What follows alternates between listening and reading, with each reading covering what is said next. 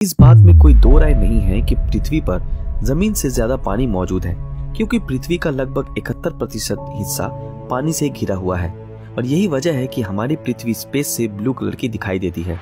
लेकिन सोचिए, अगर धरती पर जमीन ज्यादा होती और पानी कम होता, तब हमारी धरती कैसी होती? क्या हम इस पर रह पाते? जानते हैं हमारे इस वीडियो में।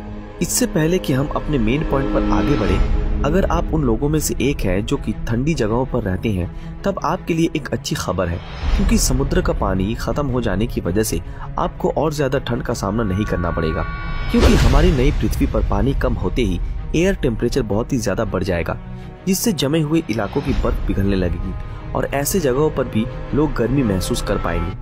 अब आप सोच रहे होंगे कि आखिर ऐसा क्यों होगा? वेल, ऐसा इसलिए होगा क्योंकि समुद्र जो 36 करोड़ स्क्वायर किलोमीटर का एरिया कवर करता है, वो एटमॉस्फेयर की 90% हीट को एब्जॉर्ब कर लेता है, क्योंकि हमारी पृथ्वी पर क्लाइमेट चेंज का मेन रीजन होता है।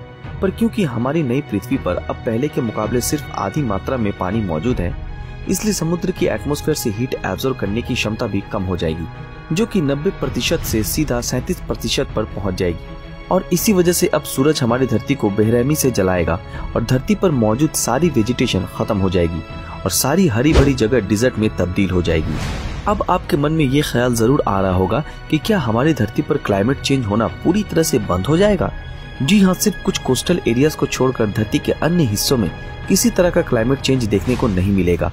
और तो और लोग गर्म कपड़े पहनना भी भूल जाएंगे, क्योंकि धरती पर कभी भी ठंड का मौसम नहीं आएगा। इतना ही नहीं, हमारे एटमॉस्फेयर से निकलने वाली हीट इतनी ज्यादा होगी कि पोल कैप्स भी पिघल जाएंगी और धरती से ग्लेशियर्स के नामो निशान मिट जाएंगे। और इस बात का रिजल्ट ये निकलेगा कि ग्लेशियर्स के पास मौजूद देश पूरी तरह से पानी में डूब जाएंगे।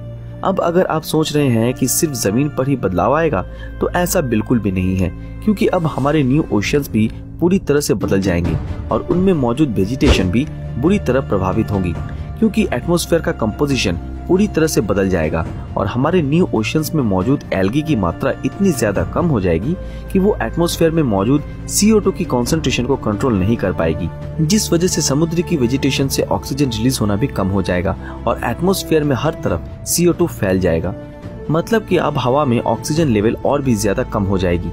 आप सभी को जानकर हैरानी होगी कि ऑक्सीजन लेवल 10 से 14% हो जाने पर हम इंसानों के शरीर में बहुत से बदलाव आने लगेंगे और हमारी तबीयत भी खराब रहने लगेगी। लेकिन जैसे ही ऑक्सीजन लेवल 6% पर पहुंच जाएगा, तब इंसानों की मौत होना स्वाभाविक सी बात हो जाएगी। हालांकि हम इंसान कुछ ऐसी टेक्निक अडॉप्ट कर लेंगे जिससे हम एटमॉस्फेयर में मौजूद CO2 को एब्जॉर्ब कर सकने में संभव होंगे। लेकिन इसका मतलब ये नहीं कि हम हमेशा की तरह ही अपने घरों से बाहर निकल पाएंगे, क्योंकि बिना ऑक्सीजन सिलेंडर के ये करना पॉसिबल नहीं होगा। इतना सब कुछ जान लेने के बाद आपको ये जरूर लग रहा होगा कि आखिर इस बदलाव से धरती पर मौजूद जानवरों का क्या होगा। दोस्तों, सीधे तौर पर कहा जाए तो धरती पर मौजूद सभी शाकाहारी जानवर खत्म हो जाएंगे और धरती पर सिर्फ मांसाहारी जानवर ही बचेंगे। इतना ही नहीं, कोल्ड ब्लडेड एनिमल्स का हर तरफ राज होगा, क्योंकि उन्हें अपनी बॉडी का टेम्परेचर मेंटेन करना आता है। जहाँ तक बात रही हम इंसानों की, तो हम इंसान सिर्फ थोड़ी बहुत जमीन पर ही रह पाएंगे, क्योंकि ज्यादातर जमीन डिजर्ट में तब्दील हो जाएगी और कुछ कोस्टल एरियाज की जमीन के लिए हम इंसानों में फाइट होने लगेगी, क्योंकि हर कोई रहने योग्य जमीन की तलाश में ही रहेगा। इतना सब हो जाने के बाद पानी हमारे लिए एक बहुत ही एक्सपेंसिव रिसोर्स बन जाएगा, क्योंकि एटमॉस्फेयर की हीट बढ़ने से पीने योग्य पानी खत्म होने लगेगा और लोगों को हर साल भयंकर सूखे का सामना करना पड़ेगा। पर अगर अब भी आपको ऐसा लगता है कि ये समस्याएं यही खत्म हो जाएगी, तो भूल जाइए, क्योंकि अब आप जिस समस्या के बारे में जानने वाले हैं, उसके सामने ये समस्या तो कुछ भी नहीं है। दरअसल ज्वालामुखी भी उस समय एक नई समस्या बनकर बाहर आएगा, क्योंकि समुद्र के अंदर बहुत सारे एक्टिव वोल्केनोज मौजूद हैं।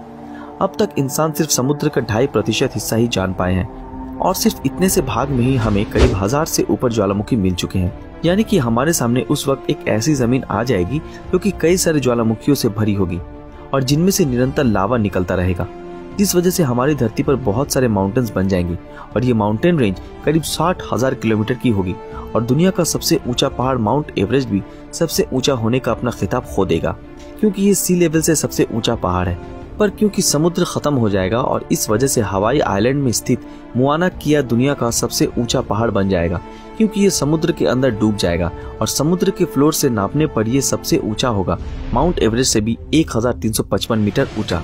सबसे ज्यादा हैरानी की बात तो ये होगी कि समुद्र और जमीन के इस तरह से बदल जाने के बाद समुद्र के अंदर छुपा हुआ हर एक राज दुनिया के सामने आ जाएगा और समुद्र की गहराइयों में सदियों पहले डूबे हुए जंगली जहाज और प्राचीन शहर भी दुनिया के सामने आ जाएंगे और लॉस्ट सिटी एटलांटिस भी हमसे और ज्यादा देर तक छुप नहीं पाएगा।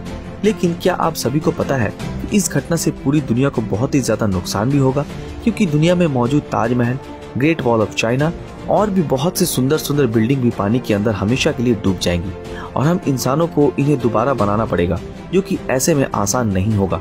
आप सोच रहे होंगे कि दुनिया में मौजूद हर चीज बदल जाएगी, तो क्या हम इंसान एक जैसे ही रहेंगे?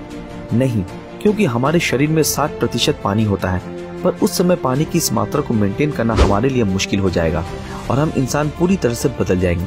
खैर, ये इमेजिन नहीं किया जा सकता कि हम इंसानों के शरीर में क्या बदलाव आएंगे और ऐसी कंडीशन में हम खुद को कैसे अडॉप्ट करेंगे, क्योंकि ये हमारे समझ के परे है।